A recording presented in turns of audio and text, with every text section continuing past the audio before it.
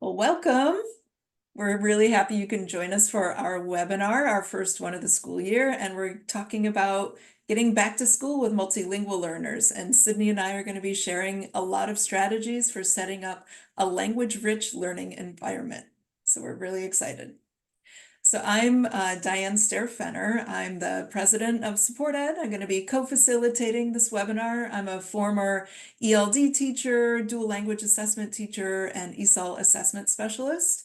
And I formed Support Ed in 2011, and we're based in Fairfax, Virginia.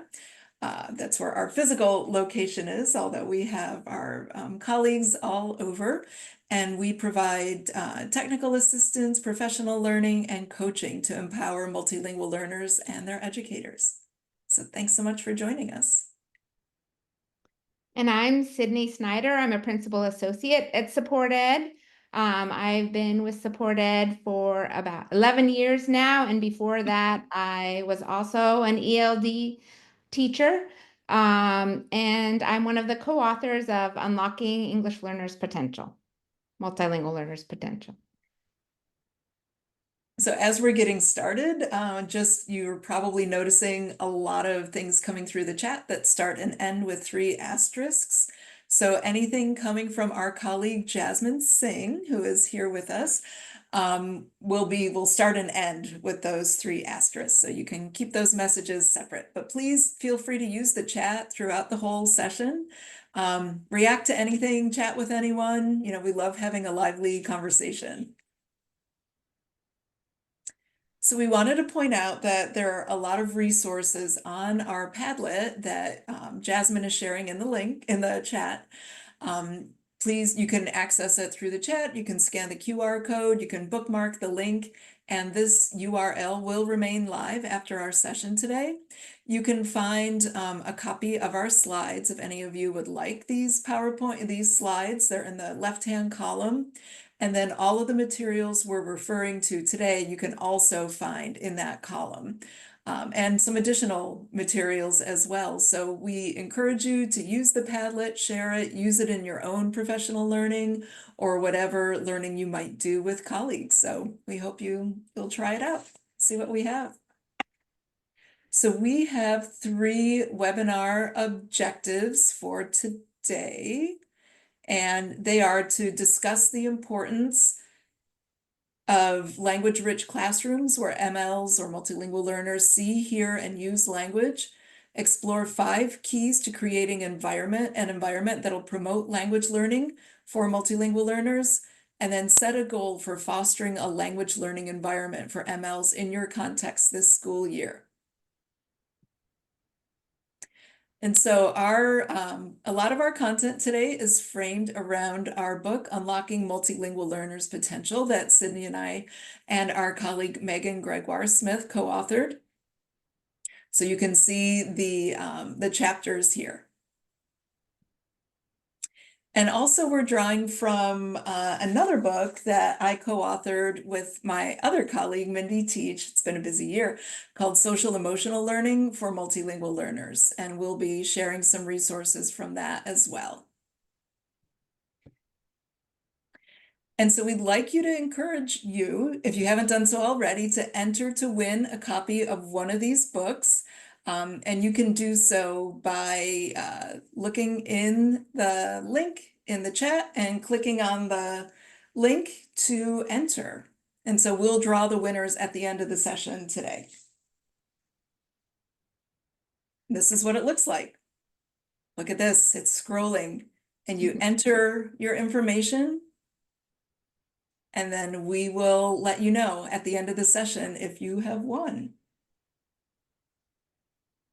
And so we'd like to start today by Sydney and I introduced ourselves.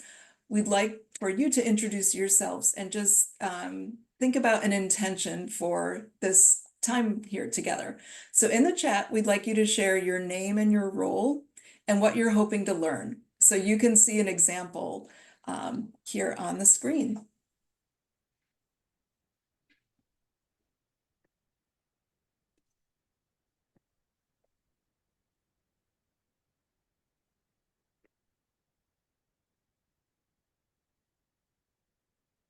And for some reason, I cannot click on the chat to see who is saying what. So I'm gonna, yeah, so Sydney, if you wanna Oh, thank you come for up. everyone.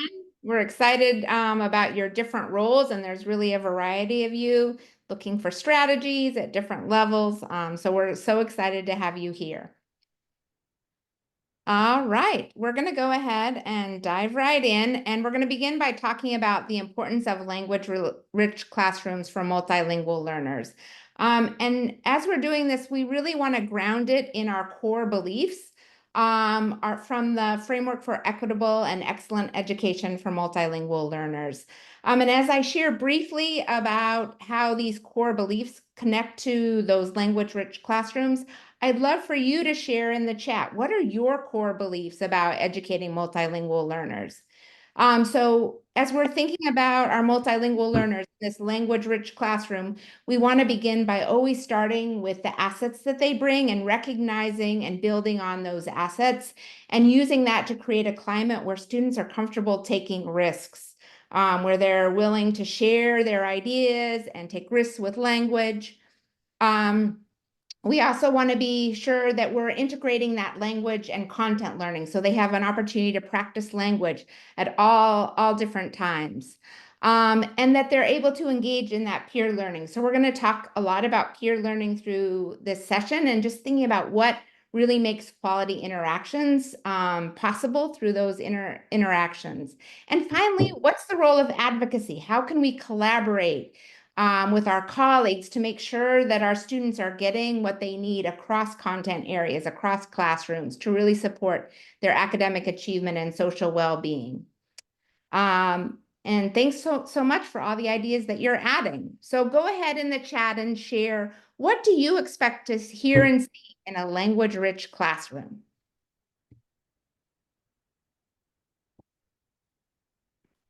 You can go ahead and add your ideas. What if you're in a language-rich classroom, what would you expect to see in here? I'm seeing lots of talking, students talking, engaging with academic content, collaboration, lots of vocabulary, yeah, visuals, risk-taking. Nice, I love it. All the great ideas. So when we're thinking about language-rich classrooms, we really want students to have a lot of opportunities to hear, to see, and to use language, right? That's always our goal. What are those opportunities for them to do that? And thinking about how our practices of scaffolding and peer learning can connect to those goals of getting students to develop their language and to learn content through engaging activities. So when we think about scaffolding, we think about them in three categories. The first category is instructional materials, and those are really the resources that students have. So, for example, a word wall, an interactive word wall, or the graphic organizers or the sentence stems. Those are examples of materials. So as we're thinking about that language-rich classroom, where are we going to place these scaffolds? Or how are we going to use them in a way that's most meaningful for students? Next are the instructional practices, those actions that teachers take. This could be teaching background knowledge or tapping into prior knowledge. It could be modeling, which is so important. It could be giving wait time. Those are all examples of instructional practices. And finally is the instructional groupings. And sometimes educators don't always think of this as a scaffold, but we can think about how we can carefully plan our groupings they can be a scaffold. And we're going to be talking more about that, this idea of intentional grouping. So on the Padlet, on our page of resources, there is a tool that has examples of scaffolds. And there are categories, there are examples in each of the three categories. So this can be a great collaboration tool for you to talk with on your team. What strategies are you already using? What are scaffolds that you might want to use better or more effectively to really support that language development, or you might want to try out? So I want to share a couple examples of each of the three categories. This first example is from a first grade classroom, and it's example of a anchor chart that was co-created with students, and it's designed to support students in being able to explain how they solved an addition or subtraction problem. And what I love about this is you have the visual, you have the language, so students can really turn to it when they're explaining their thinking. Another example of an instructional material is a text engineered text. And this comes from the work of Billings and Walke. And they talk about how when we're looking at texts, grade level texts that we want to make more accessible for students, we don't want to simplify those texts, because when we simplify them, often we take away the context that provides meaning for that text. So instead, we want to amplify them through the use of guiding questions, visuals you can see here, embedded definitions. All of these supports are going to help students engage more with the text. Here's an example of an instructional practice, activating background knowledge using visuals. And visuals are a great way. They can be done through a gallery walk. It can be done through a peer discussion, writing captions for pictures. Again, using these images to really get students thinking about the content that you're going to be teaching can be a great practice. Another example of an instructional practice, and this is one that's used less frequently, we see it less frequently, and one that we really love, is thinking about how we can practice academic language, with non-academic topics first. So what does this look like? Imagine a teacher wants students to be able to use cause and effect language structures to talk about environmental issues.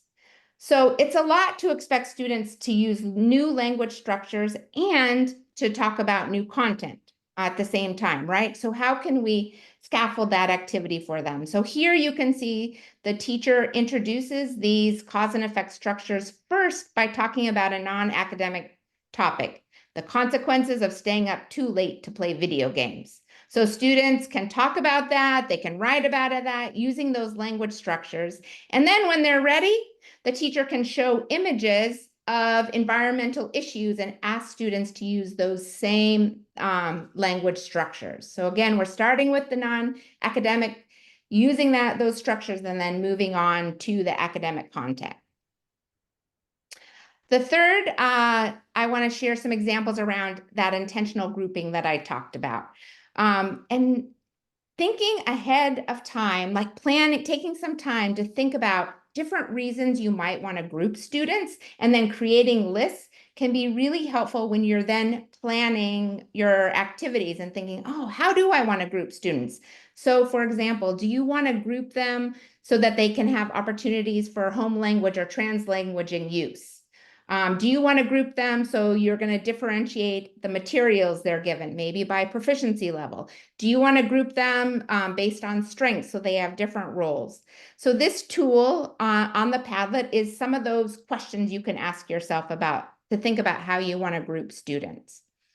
We also have another tool, and this is from the SEL book that Diane mentioned that she wrote with our colleague Mindy Teach.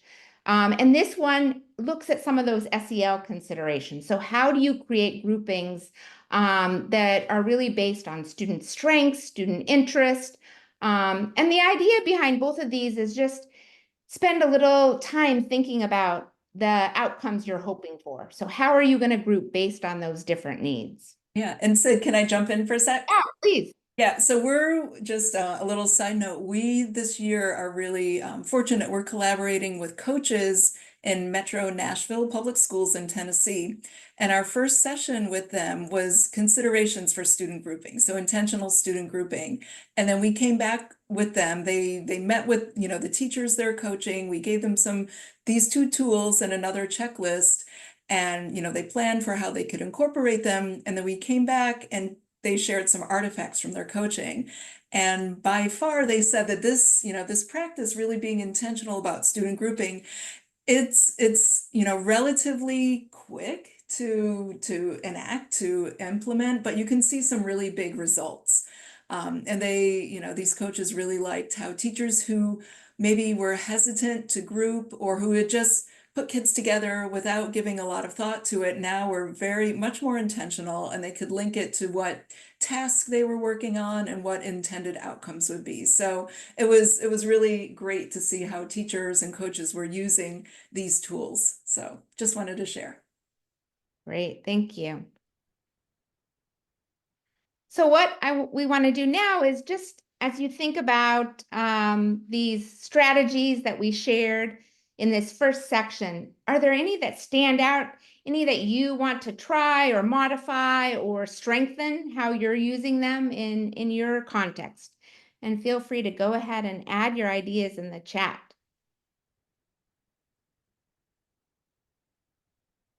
We know we just gave you a lot in a very short amount of time. So we can take a few minutes and process a little bit and see what would you like?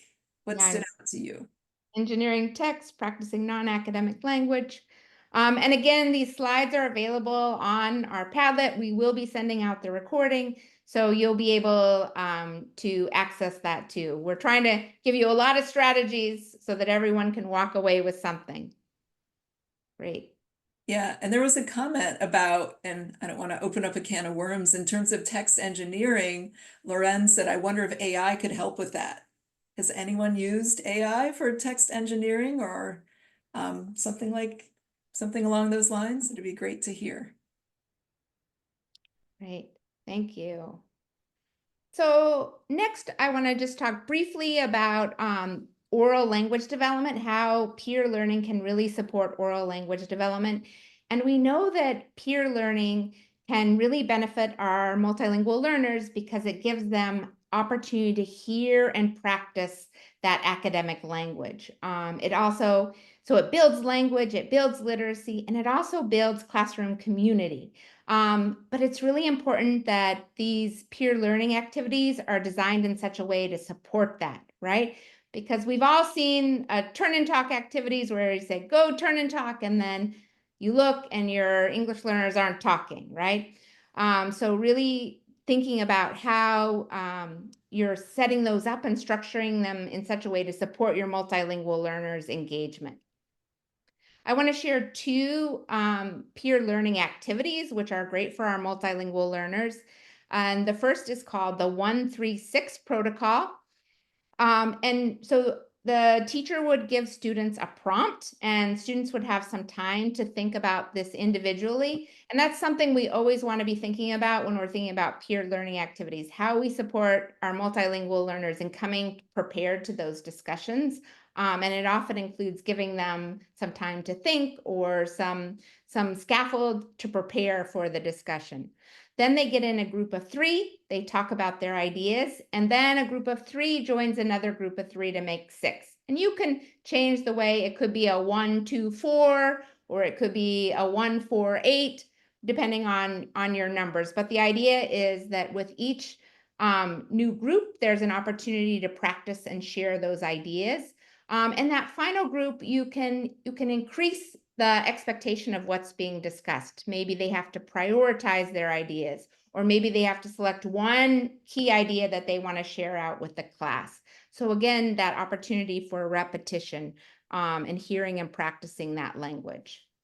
The next example that I want to share is debrief circles. These are also called parallel lines. Again, students have an opportunity to prepare for the prompt, and then they form inner and outer circles or two parallel lines, and they talk to a partner. And then you instruct either if it's a circle to move one way to one circle to move to the left or to the right, a couple of students, and then again, they have an opportunity to discuss with a new student. And the idea is just that we're giving students opportunities to speak and share their ideas multiple times and hear their ideas multiple times. I want to share that on our Padlet, we have a list of peer learning activities, structured peer learning activities, and this can be a great resource if you're looking for new ideas of peer learning activities to integrate into your classroom. We'd love to have you share what's a favorite peer learning activity that you use in your classroom or that you've seen used successfully.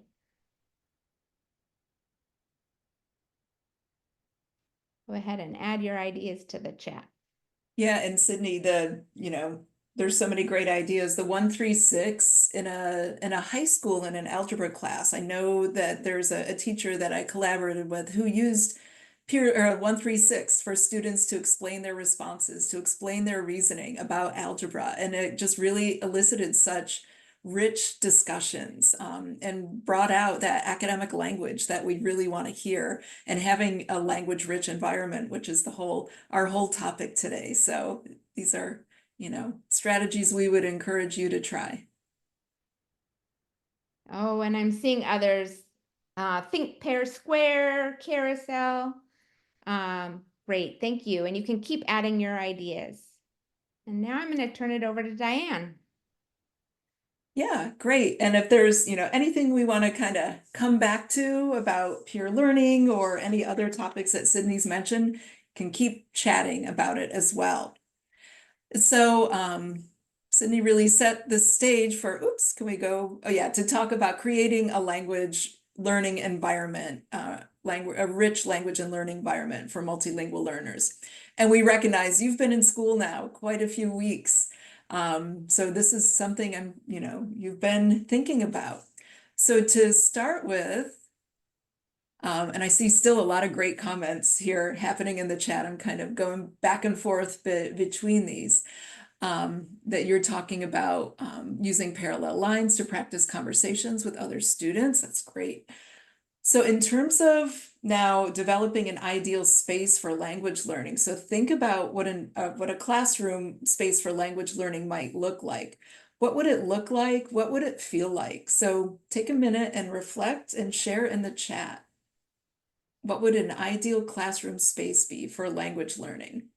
And there are no right answers. So anchor charts, being inclusive.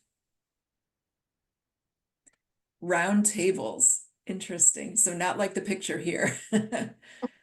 I'd like to hear more about the round tables. Student-centered seating. Non-MLs are curious about the multilingual learners' culture and they want to hear their experience. Socratic seminars. Flexible seating, yeah. Roundtables help foster conversations. That's true. There's no edges there. So anchor charts created with students, not just the teacher, hearing student languages, space for inside-outside circles, interactive charts, flexible seating, bilingual resources. I'm seeing more mentions of bilingual books and posters. Great. Desk together or groups. And so what would, a lot of you are, you're addressing the first part of the question. So what would it feel like in this ideal space for language learning? What would it feel like? What would this elicit? Less tech, more talk. Absolutely, Trisha. I am 100% behind you. I want to close those laptops and talk to each other and learn how to have these conversations again. Absolutely. So talking is encouraged, safe and fun, comfort and belonging, welcoming, supportive, safe. Yeah, it would feel like human connection. And this is what brings our kids back to school, right? That sense, creating that sense of belonging and being intentional about how we do this. This might be, one of the few safe spaces our kids have, right? So really promoting that laughter. Yeah, they're owning the learning process, giving them choice, valuing all languages, having interest inventories. Great. Thank you so much. Those are a lot of wonderful ideas, being trauma informed too. So I'm going to share with you 5 considerations for fostering a language learning environment for multilingual learners. So you see these 5 here. I'll just read them. Routines and procedures, the teacher's language use, the social emotional piece, looking at materials, and the physical space. And so, yeah, just to frame this whole discussion on the Padlet, we have a checklist, so aligned to these 5 areas.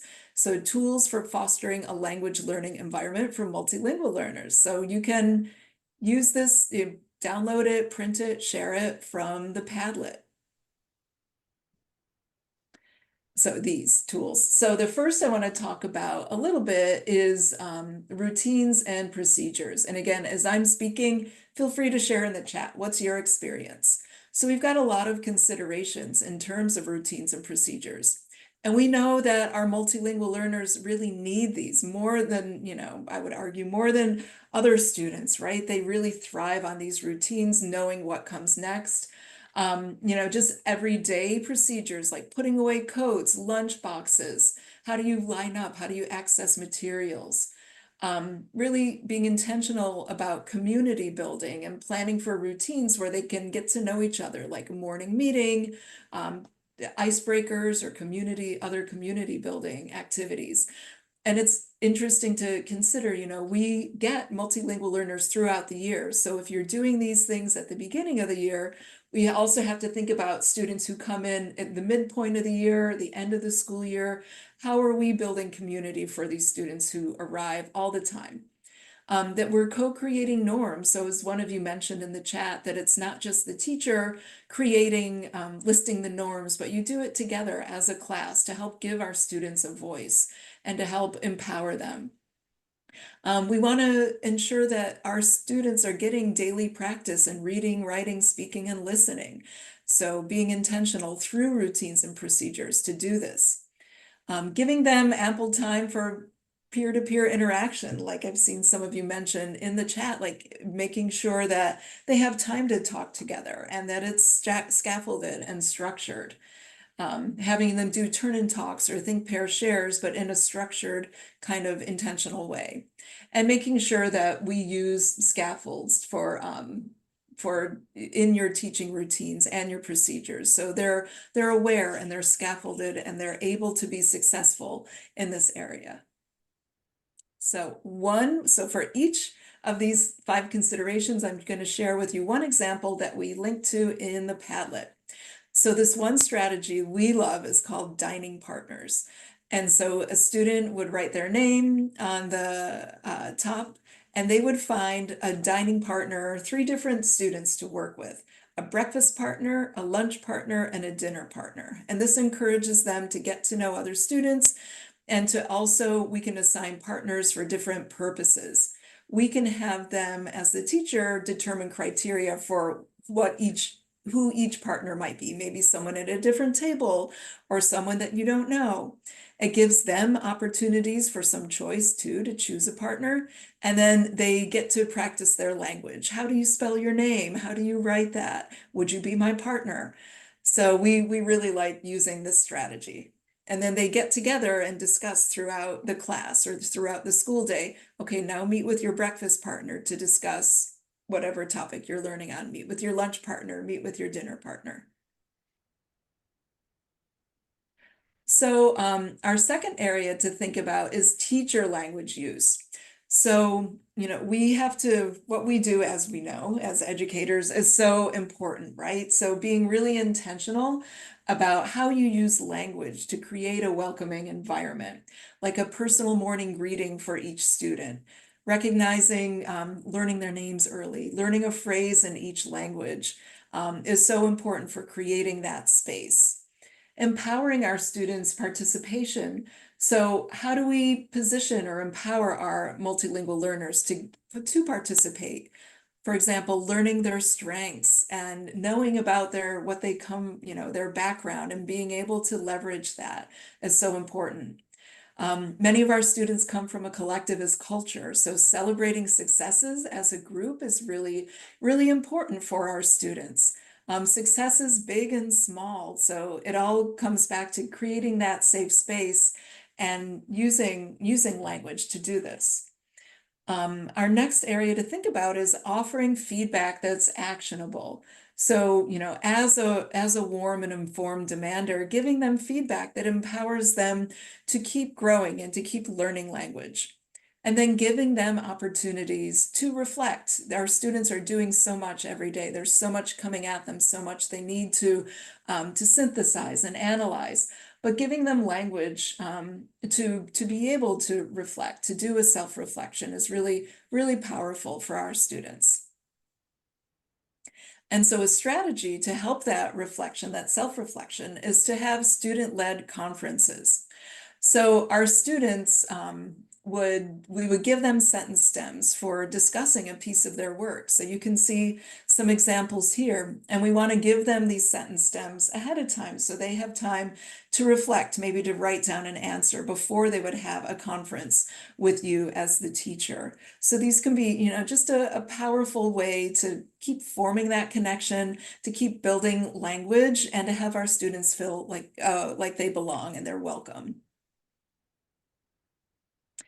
So that leads in well to our next consideration, which is social emotional considerations. So, how do we use language and procedures and routines in our classroom space to build relationships with students? We want to really be intentional because if you're an ELD teacher, quite often our students go to you first, right? Multilingual learners might feel most comfortable with you. And then we want that to continue with all of their teachers. So building relationships really is key, and how we establish trust with our students also just goes a long way, and being intentional about how we set this up. We want to learn about and focus on their assets and leverage their assets and strengths. Knowing, excuse me, knowing their home language, knowing some of their experiences and some of the great background that they're bringing with them. And also along those lines, we also at the same time want to share our vulnerabilities as teachers with our students. Maybe you could share about a time where you learned something that was difficult or something was challenging for you. And our students really love hearing that maybe you struggled too. And these might be some ways that you met those struggles and overcame a challenge. So knowing about our students, and it's important to know their cultures and learn about their background knowledge and incorporate those into your instruction. And then being in a place where you can share gratitude and encourage our students' appreciation and gratitude as well. And so I see Heather says that you've been trying to learn Spanish, and they see you making mistakes, but they see you trying. And that's a great way to really connect with your students. And they can be the teacher, right? You can be in that position to share some Spanish and some of their home language with you. And that's really important. So an activity or a strategy for creating relationships that I've seen used is a Jenga icebreaker, right? So you're probably familiar with Jenga, the game where you're pulling the wooden blocks out, and it'll eventually topple over. But there are many ways to do this. You could number the Jenga squares, and then have the students would have a tool to refer to with questions. And so we also provide sentence frames to support multilingual learners to be able to take part. So just some general icebreakers. What do you like to do for fun? What's your favorite food? And then getting at some questions that are more geared towards multilingual learners. Like, what's your favorite expression in your language, for example? And knowing what our students, what do they have in common, right? So we know that all of our students are probably watching something on TV, so they can talk about the last TV show they watched. And this comes also back to intentional grouping. You can mix up these groupings and be, strategic about who's working together. Like, do you always want to have same home language groups together? Or maybe for an activity like this, you might want to mix it up. And so additional scaffolds you can provide here are some visuals, for students. And then, we have a question about what's, again, your favorite expression in your language. So this could be scaffolded in to give them a home language sentence stem. And then other students who might not know that language, they could practice as well in the other language. So it's a really fun activity that serves a lot of purposes and uses language in a very authentic way. So the fourth area to think about are materials. So we want to ensure that our materials are representative of our students in our classes. Do we have books and materials in the home languages that represent the cultural diversity of students as well? And how about labeling?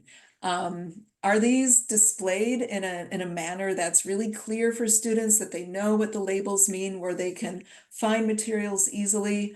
Are they accessible? Are they placed in a way that that students can get to easily? So like math manipulatives or letter tiles, for example, bilingual dictionaries, are they labeled with words and or images for students who are developing their literacy skills? And then what about some formulaic expressions or talk moves? So are these posted to be able to support pair work and group work? Like, I think so and such, I agree with so and so because, or I disagree. And then you can keep adding these expressions as you teach them. So we really caution that you don't have like a long list at this point in the year. Having some and focusing on them together and then adding throughout the year will be really helpful for students. So a strategy to support being intentional about our materials is having students do a classroom library inventory. So it's a great activity that encourages students to, to really investigate and analyze what do they see in their classroom library. So for example, in this tool that we've linked to on the Padlet, do they have characters in books that look similar to them, that talk like them and their family, remind them of places they visited? It really, this tool is a way for our students, again, to feel a little more empowered. And what suggestions might their students have? And we bring in also the notion of mirrors and windows and sliding glass doors, right? Mirror books where students' experiences are reflected, window books where they can see other students' experiences, and a sliding glass door that allows them to go back and forth among their different identities. And then they can talk about different books that they've read and how they make them feel. And I'll just add that there was an educator in New York City who did this. She was an ELD teacher there, and she did it with multiple classrooms. And then students were able to write letters to publishing companies to advocate for more books that they felt represented their own experiences. So there's lots of extension activities that you can do with this kind of classroom library inventory. Right, and thanks for mentioning Dr. Rudine Sims Bishop, right, who we draw from. This is her her notion, her idea of these types of books. Great. And so the final area is the physical space. And we're going to divide it into the furniture and the wall space. And so we also recognize, we have many teachers who are sharing classrooms, who might have a cart that they wheel around. In my first teaching job, I had a half a trailer that I shared with the speech and language pathology teacher. So you might not have as much say in this, but there are definitely some things that you can do to really to think about these spaces. Or if you're collaborating with a teacher, leveraging your expertise as a co-collaborator or a co-teacher to give some input on what might be beneficial for multilingual learners. So we want to make sure that as much as we can, we arrange our physical space to create a place where students can discuss and collaborate. And ideally, we'd have a place for small group seating and a large group meeting space. Comfortable, I love going into classrooms and seeing, maybe teachers have a corner with some beanbag chairs or some pillows. And that really helps de-stress our students as well and help create that safe feeling. Lighting and decor that can be brought in and can on a cheap budget to be able to provide some feelings of home as well for our students. And then in terms of wall space, we talked about furniture. So we want to make sure that any scaffolds we have up for students around the wall are visible to them, but also not overwhelming. So it's sometimes challenging, right? How do you know? And you can share this in the chat. What do you do? What is your guidance for how much to have up on your walls? What tips would you share? We want to make sure that we have anchor charts, so that are visible and that are relevant to what students are working on. Also displaying student work, especially students' work if there's any work in the home language that represents their culture. Student work at different levels of English language proficiency is really important to be able to post as models as well. Having a daily schedule, and where objectives and important announcements are visible, so students have a place they know where they can go and they can view that information and discuss it. And then always all of our images and labels and materials are, we want to be sure, are representative of our multilingual learners. Yeah, and David said, you mentioned about your fire code. Yeah, it says no more than 25% covering the walls. Yeah, thank you. So in terms of a strategy, some visual scaffolds to support academic language practice during daily routines. So in morning meetings, this is an example of a kindergarten morning meeting. So the kindergarten teacher is really here intentional about building academic language practice for math and science into her morning meeting routine. So they use language with tally marks and 10 frames and plus and minus. And then also maybe, this might be an area that not as many people have considered, but thinking about transition times. Think about how you can embed other opportunities for academic language use into transition times. Like, could you ask students key vocabulary questions about key vocabulary they're learning as you're transitioning from one activity to another, one room to another? And I see some comments are coming in. So you have Lynn has a daily schedule of visuals next to the calendar, and a student has the job of moving the pointing hand to the section you're on. Yeah, and using this repetitive language for students. It's really important. So Hector, you raised your hand.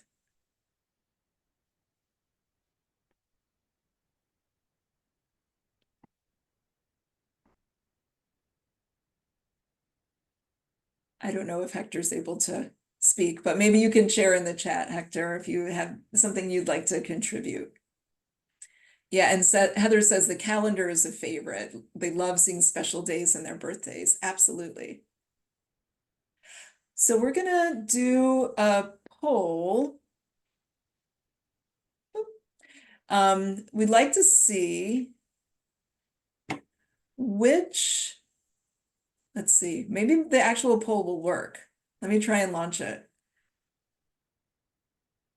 Let me know in the chat. Do you see the poll? So which of the considerations for creating a language learning environment resonates with you the most? Okay, great. You see the poll. I had a little technical difficulty and I didn't think I could do it, but now I'm good. Yes, we'll give you a minute to share which resonates with you the most in terms of considerations for creating a language learning environment. Routines and procedures, teachers' language use, the social emotional piece, materials, or the physical space. About half of you have participated. Oh, we had a jump. Okay. We've got about 65% who have participated. Give it another couple of seconds. And then I will end it and I will share it with you. So routines and procedures came in first. It's wow, maybe it's interesting how our numbers were grouped 1, 2, 3, 4, and 5 in terms of most to least that you indicated. So routines and procedures, and the least amount was the physical space. So would you like to share in the chat why you chose what you did? As we move on to our next piece, just to remind you of the tool that the tools that we have for you, the classroom checklist and creating a welcoming classroom environment, an SEL checklist. So Andrew says, you have a struggle with co-teachers who speak very quickly. The native speakers can barely keep up, let alone the multilingual learners. So that's, I think you were talking about teacher language use. Yep. And Vanessa, consistency supports students at emergent levels, routines and procedures. Yeah, I see consistency, repetition. Yeah, great. And teacher language use. Yeah, great. So thank you for sharing why you chose what you did.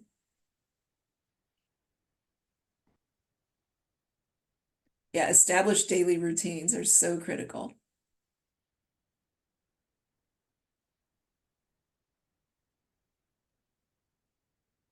Great.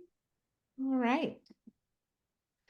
So now we're gonna move into just giving you a little opportunity to think about what you might want to do in your context, and also give some time for questions. So I'd just like you to take a minute and reflect on your learning from today's webinar, and in the chat, if you wouldn't mind sharing, or if you don't feel like sharing, you can just think to yourself, what is one goal that you have for fostering a language learning environment for MLs in your context this school year? Either something you want to do in your classroom, or something you want to talk about with colleagues or discuss. What's one goal that you have?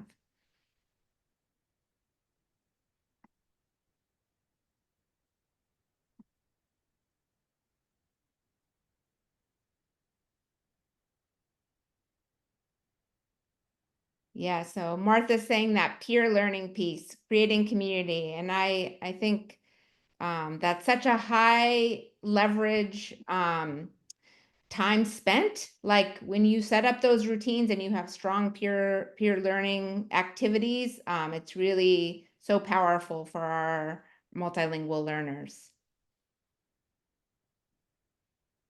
Language rich decor, I like that. Really thinking about what you have on the walls. And I think that that's so true. We think about the scaffolds, but really thinking about how we support our multilingual learners in working with those supports that are on the wall. Because sometimes we put them up and we think they're using them, but they, in the end, they might not be. So really thinking about how we support them and using what you do put up.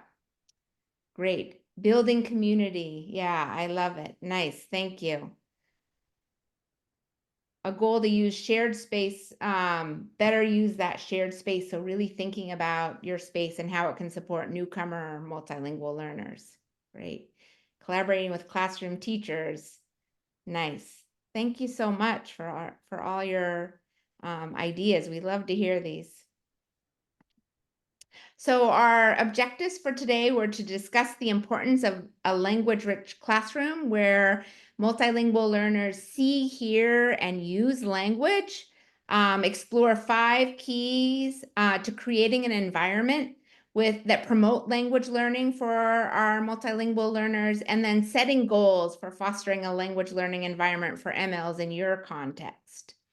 And there All were right. so many great goals that you had. So I really encourage you to write it down on a sticky note and come back to it, because I often, it's great sharing ideas with others, but that constant reminder, are you meeting your goal? And I really enjoyed seeing what you're sharing, especially at this point in the school year.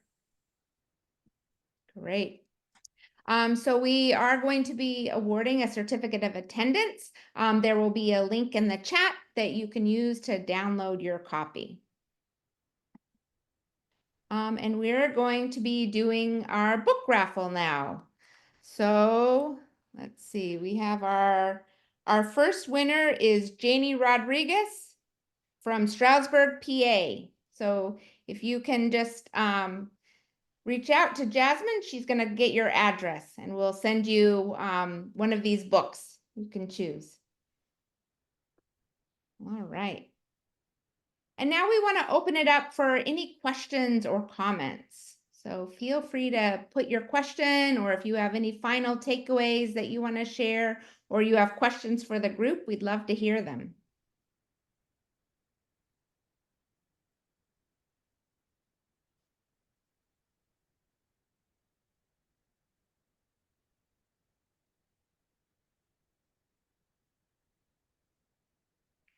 And I see one, what would you suggest to support pre-K? And that's a great question, because I think when we think about pre-K, when we think about kindergarten, there's so many supports that are naturally there, like the use of visuals, the modeling.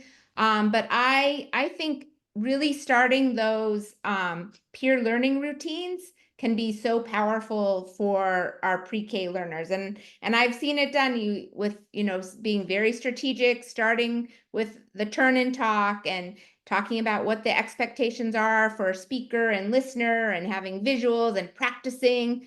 And then you just gradually add on like, oh, practice agreeing, practice disagreeing. What does it look like to disagree? So I think that can be a great strategy for pre-K that's not always used necessarily. Yeah, and I'm also monitoring kind of the questions in the chat. And feel free, we'll be sharing a link to the recording out if you registered and attended this webinar. So if you'd like to share it, absolutely. I see a note from Carolina T-Sol. Please feel free to. Yeah, great. And someone asked about resources for making text accessible, and we do have some resources on that. We have a webinar, and I can have ask Jasmine to add those to our Padlet, so that we'll go ahead and add those and link to both our webinar and our tool on today's Padlet. Right, and we have an article too on making text accessible. So yeah, and we will be having more webinars this year. We're planning on having one in January and then one again in the spring. But also if you go on our website, you can see all of our archived webinars. So we have a lot of free resources and material for you.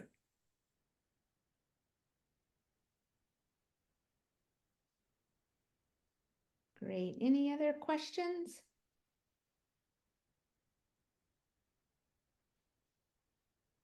Glad you like the Padlet. Yeah, thank you so much. Sydney and I will stick around, but if your brain is full and you got your certificate, if you'd like it, feel free to sign off and have 5 minutes back to your day. And here are our email addresses if you have any questions or would like to get in touch. Oh, there's a question, where's the archive of the webinars? Oh, we can Go to our resources library, yeah. Jasmine put it in the chat for you. And thank you so much for all your great ideas and your sharing. There was another request for the Padlet. Yeah, and someone asked for the dining partners tool. So I just shared the link in the chat.